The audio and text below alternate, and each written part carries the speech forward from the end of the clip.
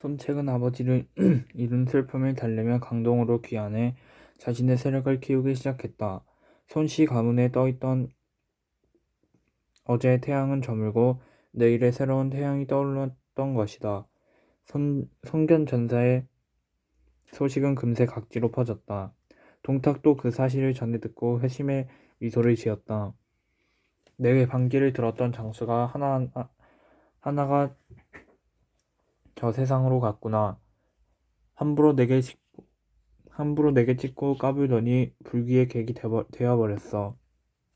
몹시 기분이 좋아진 동탁은 대신들을 불러 모아 잔치를 벌였다. 그가 자기 마음대로 궁궐을 소란스럽게 하는 잔치를 벌인 것이 하루 이틀도 아니었건만 대신들은 바짝 긴장한 얼굴로 술잔을 기울였다. 언제 무슨 일이 터질지 몰라 노심초사했었던 것인데 아니나 다를까 잠시 후 황관 하나가 보자기에 덮인 무언가를 커다란 쟁반에 담아 가져왔다. 오늘은 내가 기분이 아주 좋소. 송견이 죽었다는 말을 들은 데다 배신자 한 놈을 척결했기 때문이지. 그러면서 동탁은 황관에게 보자기를 거두라고 말했다. 그 순간 대신들은 쟁반에 놓인 사람의 머리를 목격하고 숨이 멎는 듯 했다. 이자가 누군지 알겠어? 나는 오늘 장혼이 잔치에 참석하지 않아 궁금했는데 여기 있지 뭐요. 그동안 이자는 원소와 내통해 오다가 나의 양자 여포에게 발각되어 이 꼴이 되어버린 거요. 황제를 제수와처럼 부리는 동탁의 권세가 그러했다. 여차하면 목숨을 빼앗는 터라 아무도 그에게 직언할 엄두를 내지 못했다. 하루가 멀다 하고 반복된 동탁의 행포에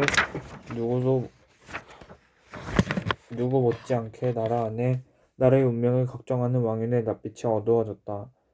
그는 어떻게 해야 동탁을 궁궐에서 쫓아낼 수 있을까 고민하고 또 고민했다. 그러던 어느 날 왕윤이 늘 그랬듯 앞날을 근심하며 마당을 거닐 때 초선이 다가왔다.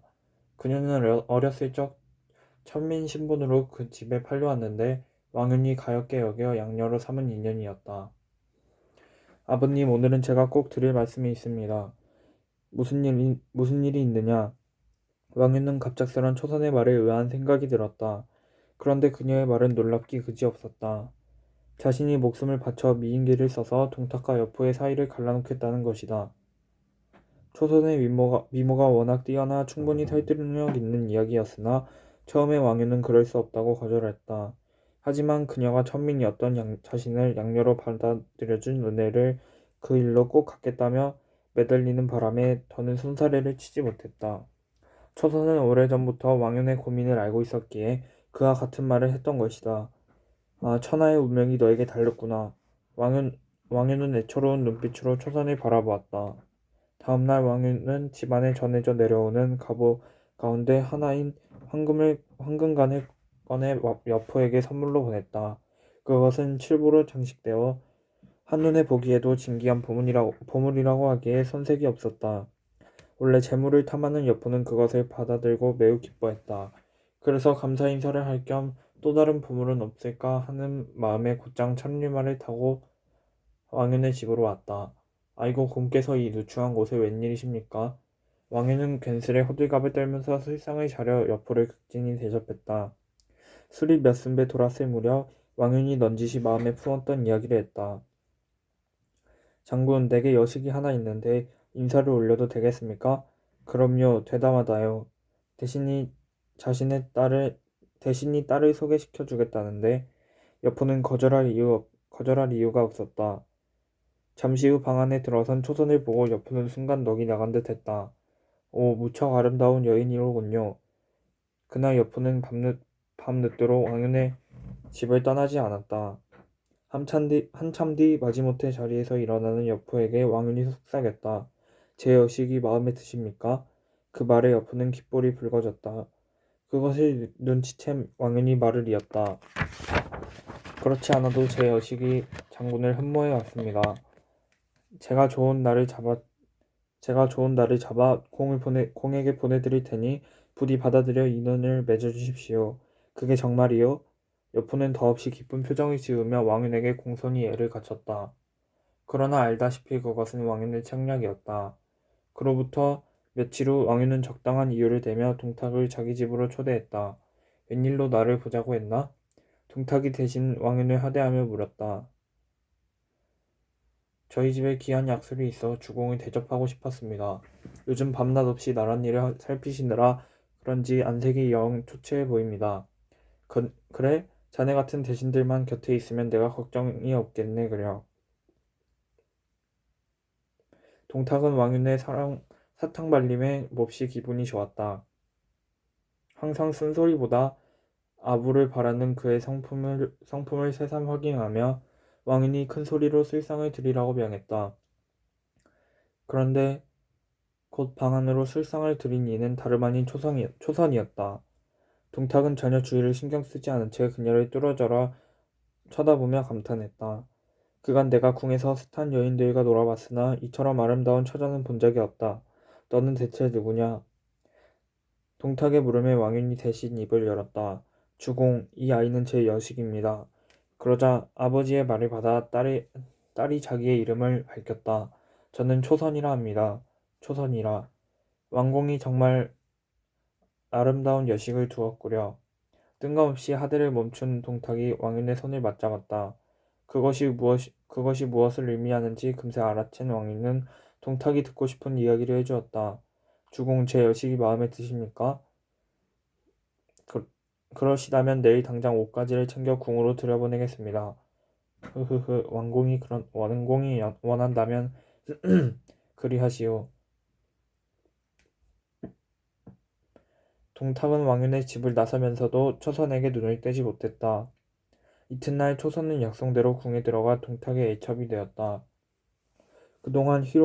동탁은 그동안 희롱을 일삼던 숱한 궁녀들을 거들떠보지 않고 초선을 품에 안아 시간 가는 줄 몰랐다. 그러던 어느 날 궁궐 후원을 거닐던 초선이 우연히 여포와 맞닥뜨렸다. 여포가 두 눈을 동그랗게 뜨며 물었다. 아니 네가 왜 여기 있느냐? 아 장군님. 초선은 오랫동안 그리워하던 님을 만나 반가워하는 듯 했다. 그리고는 애초에 책략대로 거짓말을 열어놓았다. 아버님은 조만간 장군께 저를 신입 보내실 생각이었습니다. 한데 얼마 전 동대인께서 저희 집에 오셨다가 저를 보고는 첩이 되라 하셨지요. 아버님께서 어찌 그 말을 거역하실 수 있겠습니까? 그것이 제가 지금 이곳에 있는 이유랍니다. 초선은 이렇게 말하며 짐짓 눈물을 흘렸다. 그러자 불같이 화가 치밀어 오른 여포가 이를 갈며 어쩔 줄 몰라 했다. 그때 저편에서 동탁이 다가왔다. 너는 여기서 무얼 하고 있느냐? 동탁이 기묘한 표정을 지으며 여포를 경계했다. 초선이 눈물을 흘리는 것이 아무래도 심상치 않다고 느꼈던 것이다. 아닙니다. 별일 아닙니다. 그럼 저는 이만. 여포는 말을 더듬거리며 후원에서 물러났다. 그리고는 천리마를 달려 왕윤의 집으로 갔다. 그를 맞이한 왕윤이 심각한 얼굴로 머리를 조아렸다. 장군 정말 미안하게 됐습니다.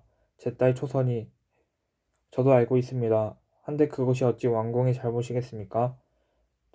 여전히 여포는 궁궐 후원에서 느꼈던 분노가 사라지지 않은 듯했다.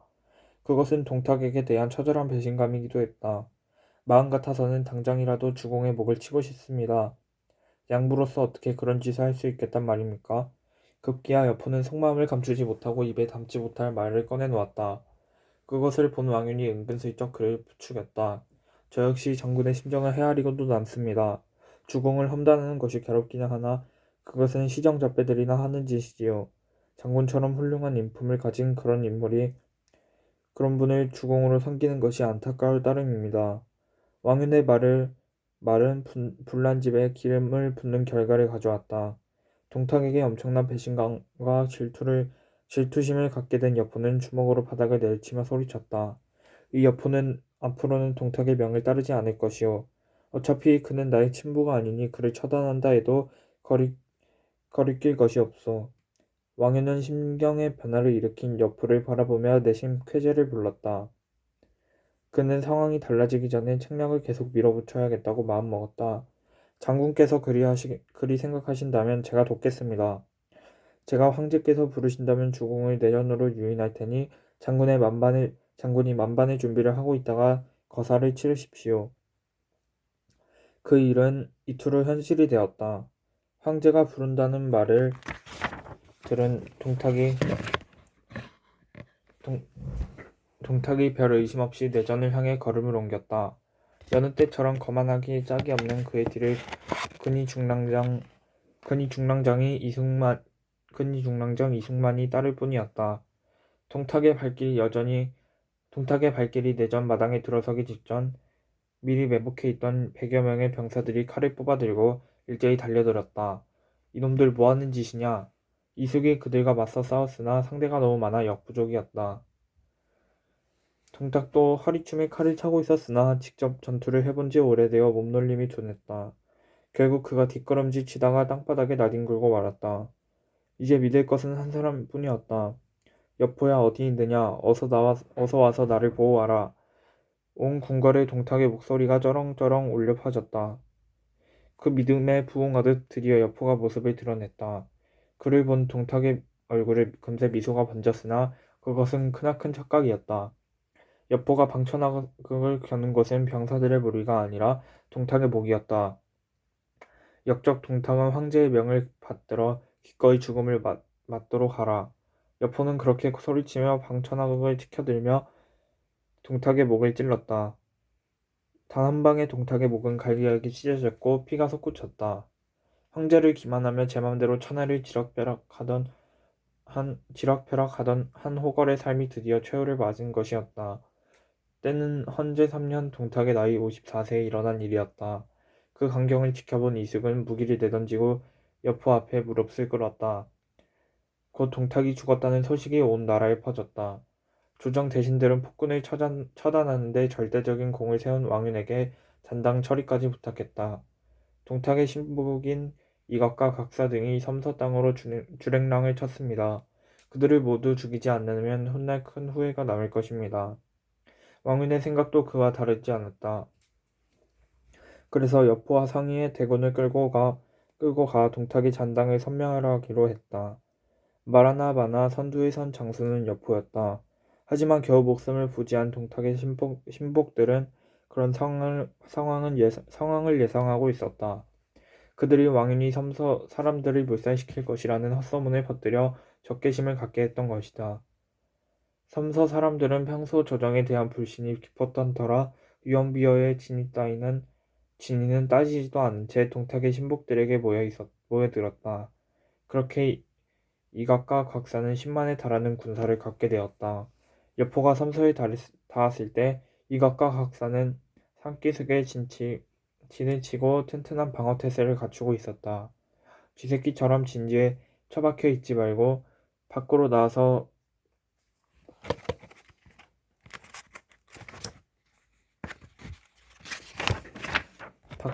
맞붙어 보자. 이각과 곽사는 전면전이 불리하다고 판단해 방어적인 전술을 펼쳤다. 그들은 여포가 아무리 고함을 질러대도 꼼짝하지 않았다. 여포가 이숙을 선봉에 세워 공격을 펼쳐봤지만 이렇다 할 성과를 거두지 못했다. 제풀의 부하가 치민 여포가 그의 목을 베어 분풀이를 냈다. 실은 동탁을 호위하던 이숙이 언제 장당들에게 항복할지 몰라 여포는 계속 신경을 곤두세우고 있었다. 그런데 여포가 생각지도 못한 곳에서 또 다른 문제가 발생했다. 동탁의 또 다른 신복이었던 장제와 번조가 군사를 이끌고 섬서를 빠져나가 장안을 공격한 것이다. 그 소식을 들은 여포가 곧 말머리를 돌려 궁궐로 향했는데 그것이 패착이었다. 그제야 이각과 곽사의 병사들이 진지에서 달려나와 여포의 뒤를 공격했던 것이다.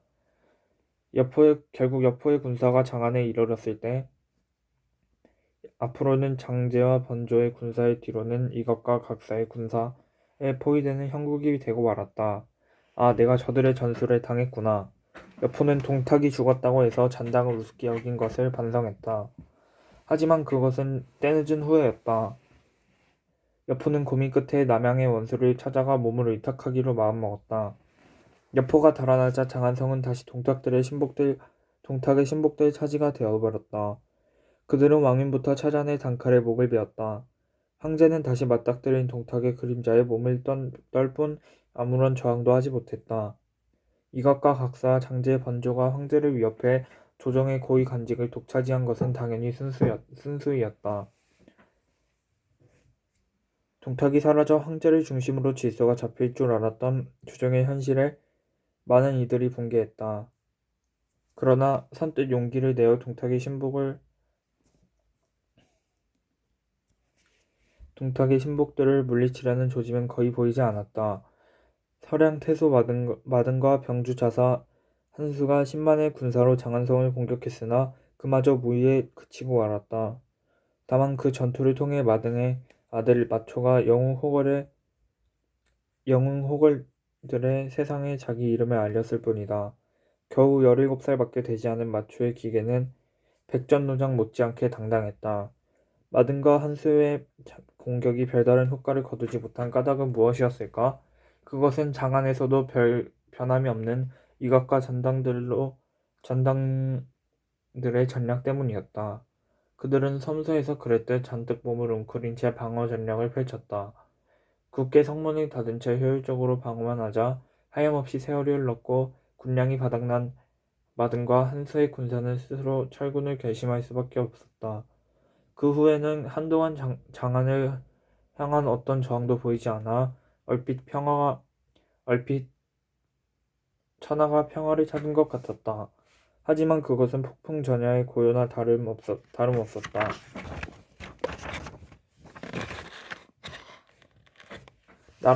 나라의 혼란이 이어지다 보니 가장 고통을 겪는 것은 힘없는 장사미사였다. 기아와 질병이 끊임없이 백성들을 괴롭혔는데 얼마 전부터는 황건적의 장단까지 슬금슬금 고개를 쳐들고 위력을 행사하기 시작했다.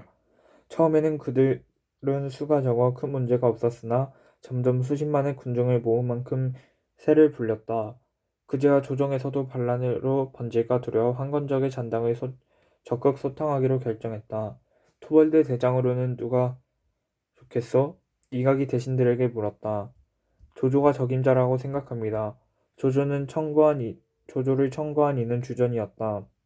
그는 몇 달 전부터 한남윤의 자리에서 물러나 조정에 들어와 있었다. 당시 조조는 양주를 떠나 각지를 떠돌며 지방의 탐관오리나 잔인한 짓을 일삼는 이민족들을 혼내주어 민심을 얻었다. 그러다 보니 어느새 그를 따르는 장정들이 계속 불어나 그 수가 수십만에 이르게 되었다. 조정의 부름을 받은 조조는 기꺼이 그 명을 따르기로 했다. 동탁의 신복들이 장안의 권세를 장악하고 있었지만 잠자코 훗날을 기약하기로 마음먹었던 것이다. 조조가 황건적의 잔당을 소탕하는 데는 긴 시간이 필요하지 않았다. 단 100일 만에 조조는 임무를 완수하고 위풍당당하게 장안에 들어섰다. 수고했어 장군. 공에게 진동 장군의 칭호를 내리겠소. 이각은 조조를 못내 경계하면서도 황건적의 잔당을 물리친 공을 치하했다. 그런데 조조는 허울뿐인 공치사에 별로 마음을 쓰지 않았다. 그 대신 그는 자신을 따르는 사람들이 날로 늘어날 것을 보고 뿌듯해했다. 이전부터 수십만의 장정이 그의 군사가 되기를 자청했으나 황건적 잔당을 토벌한 이후에는 그 수가 부쩍 늘었다. 심지어 황건적에 협조하던 자들까지 몰려와 스스로 조조의 수하에 받아들여지기를 간청했다. 조조는 그 가운데 100만 명의 건장한 젊은이를 선발해 군사로 삼았다. 내가 언젠가 너희들을 크게 쓸 날이 올 것이다. 그때까지 부지런히 무예를 연마에 두르도록 하여라. 알겠습니다, 장군. 언제든지 명령만 내려주십시오. 조조의 군사는 사기가 충전했다. 그 중에는 우금 전이 악진 이전 조인 하우돈 하우양과 같은 뛰어난 장수들이 있어 병사들을 이끌었다. 또한 순욱과 곽과 같은 영리한 모사들도 적지 않았다. 전국 각지에서 인재들이 몰려들었지만 특히 조조는 산동 지역을 중심으로 세를 확장시켜 나갔다.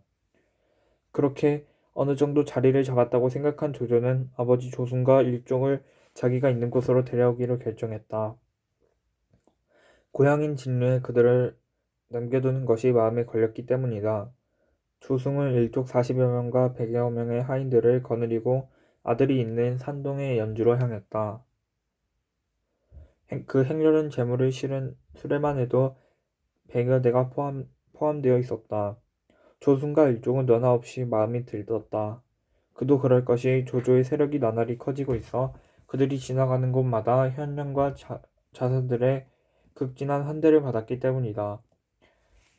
일행의 발걸음이 서주에 닿았을 때도 마찬가지였다. 서주 자사 도겸은 조조의 아버지와 일족이 지나간다는 말을 듣고 직접 달려나가 공손히 예를 올렸다. 아울러 도의 장계에게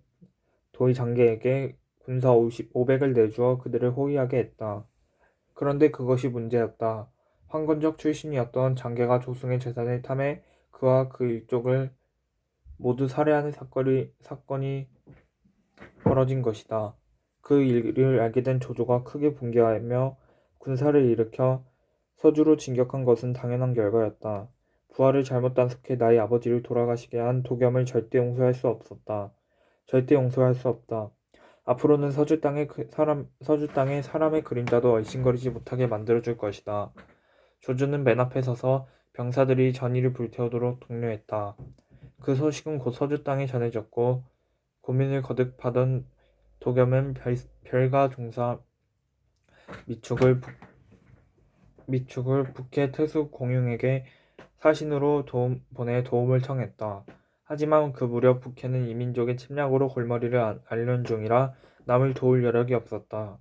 그 대신 공용은 서주의 사신과 함께 태사자를 고당현의 진을 치고 있는 공손찬에게 보내 사정을 설명하게 했다. 공손찬이라면 어떤 식으로든 도겸을 도와줄 것이라고 믿었기 때문이다. 그런데 그 당시 고당현에는 유비 삼형제가 머물고 있었다. 공손찬과 함께 유비가 태사자와 미축을 맞이했다. 자네가 이곳까진 웬일인가? 공손찬이 예를 갖춰 인사를 하는 태사자에게 물었다. 도겸 자사께서 큰 어려움에 처해 북해로 보내셨던 사신과 함께 도움을 청하러 왔습니다. 서주에 무슨 일이 있는가?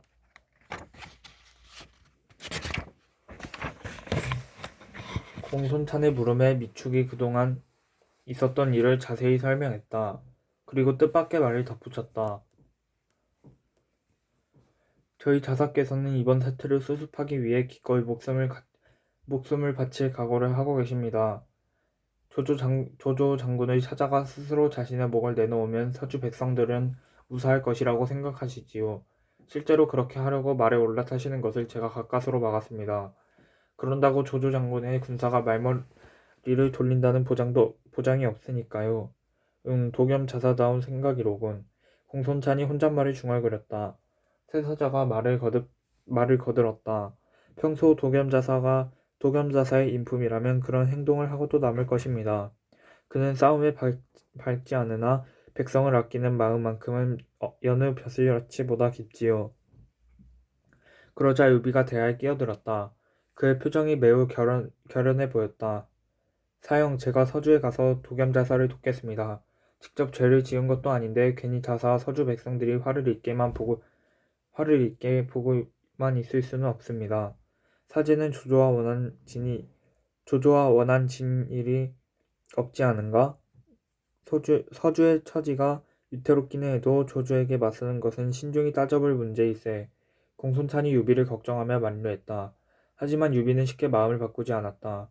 그토록 훌륭한 인품을 갖춘 분을 죽음에 이르게 하면 안 됩니다. 제가 가서 조조를 설득해보고 그것이 받아들여지지 않으면 무력으로라도 서주를 지켜야 할 것입니다. 유비는 진심으로 서주 자사 도겸이 처한 현실을 안타까워했다. 백성을 위해 스스로 목숨을 내놓으려는 자사나 주공의 죽음을 막고 먼 곳까지 도움을 요청하러 온 사신이나 측은하게 여겨지는 것은 마찬가지였다. 유비는 그날 미축을 처음 보았는데도 무척 호감을 느끼었다.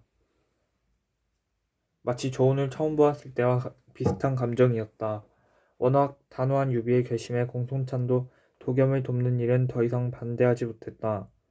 그 대신 조은과 군사 2천을 내주어 유비를 돕게 했다. 유비는 관우와 장비를 비롯해 자신의 군사 3천과 함께 모두 5천의 군사를 이끌어 서주로 갔다.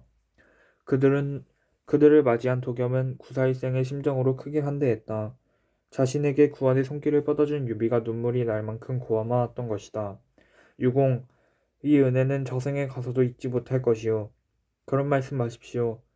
자사께서 이 위기를 극복하시어 다시 서주 백성들을 살피셔야지요. 도겸은 나이가 꽤 많은 사람이었다. 자식벌 되는 유비가 손을 맞잡으며 위로하자 그가 감동했다. 내가 지금까지 많은 사람을 만나봤지만 유곰처럼 마음이 넓은 위인은 처음이요. 듣자하니 학식도 깊다던데 나를 대신에 서주를 맡아준다면 원이 없겠소. 미처 상상조차 못했던 도겸의 이야기를 듣고 유비는 깜짝 놀랐다. 자기도 모르게 일어나 자리에서 벌떡 일어난 유비가 손사래를 치며 말했다. 아닙니다. 제가 어떻게 그런 욕심을 부린단 말입니까? 저는 자사에 비해 덕이 많이 부족한 사람입니다. 부디 그 말씀을 거두어 주십시오. 유비의 사형은 괜한 신용이 아니었다.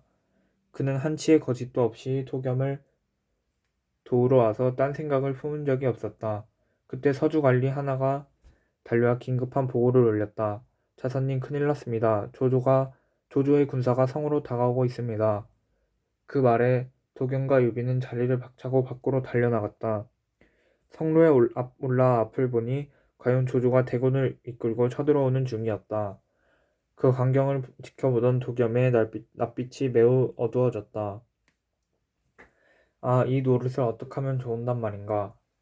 그러자 유비가 도겸을 안심시키며 말했다. 일단 제가 조조에게 서찰을 보내 마음을 돌려보도록 하겠습니다. 그가 저의 진심을 헤아려 준다면 싸우지 않고 문제를 해결할 수도 있을 것입니다. 하지만 유비의 기대는 어긋나고 말았다. 도겸과 화해하라는 내용의 서찰을 받아든 조조가 얼굴을 붉히며 소리쳤다. 서찰을 들고 온 전령의 목을 베어라. 굳이 전령의 목숨까지 빼앗을 필요는 없었는데 조조의 흥분이 여간해서 가라앉지 않았다. 그는 더욱 목청을 높여 부하들에게 명령했다. 당장 서주성을 공략하라. 조조의 명을 받은 병사들은 서둘러 전투태세를 갖추었다. 조조는 한때 도겸이 자신을 도와 동탁을 치는 대업에 나섰던 사실을 전혀 고려하지 않았다.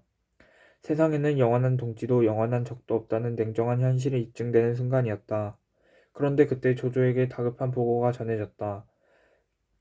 주공 여포가 영주를 함락시켰다는 전갈입니다. 뭐라고 그게 정말이냐? 조조는 몹시 당황했다. 아버지의 죽음에 너무 흥분했던 터라 만약의 사태에 대비하던 연주 방어를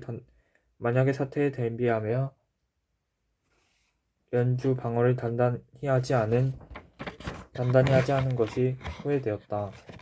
여포는 동탁의 잔당에게 당한 뒤 원수를 찾아가 몸을 의탁하려고 했지만 그 바람을 이루지 못했다.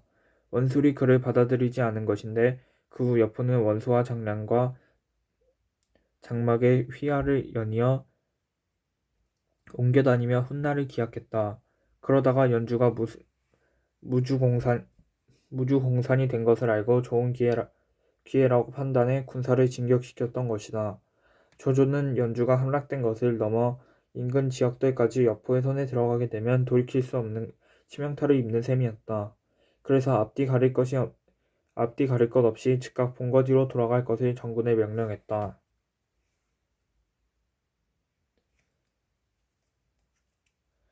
그리고 그는 도경과 화해하겠다는 서찰을 써서 유비에게 보냈다. 양쪽에서 전쟁을 벌였다가는 자칫 협공을 당할지 모른다는 판단을 했기 때문이다. 어쨌거나 서주 자사 도겸은 뜻밖의 사건 덕분에 한숨을 돌렸다. 유비도 전투를 벌이지 않고 일이 해결되어 다행이라고 생각했다. 하지만 조조의 분노가 사라지지 않았기에 언제 다시 위기가 닥칠지 모를 일이었다. 조조라면 편지로 한 화해 약속쯤 가볍게 내던질 수 있는 인물이었다. 그럼에도 도겸은 유비에게 감사를 전하기 위해 잔치를 베풀었다. 관우 장비 조은을 비롯해 5,000명의 병사들이 오랜만에 포식을 하며 즐거운 시간을 보냈다. 얼마쯤 시간이 흘렀을까? 잔치 분위기가 무르익을 무렵 도겸 유비의 손을 잡아 상석으로 이끌었다. 아니 왜 이러십니까? 유비가 손길을 뿌리치며 상석에 앉기를 거부하자 도겸이 무릎을 꿇었다. 이번에도 유비가 재빨리 다가가 일으켜 세우자 도겸이 눈물을 글썽이며 말했다. 부디 나를 대신해 서주를 맡아주시오. 그, 그, 그 이야기는 끝나지 않았습니까? 그럴 수는 없습니다.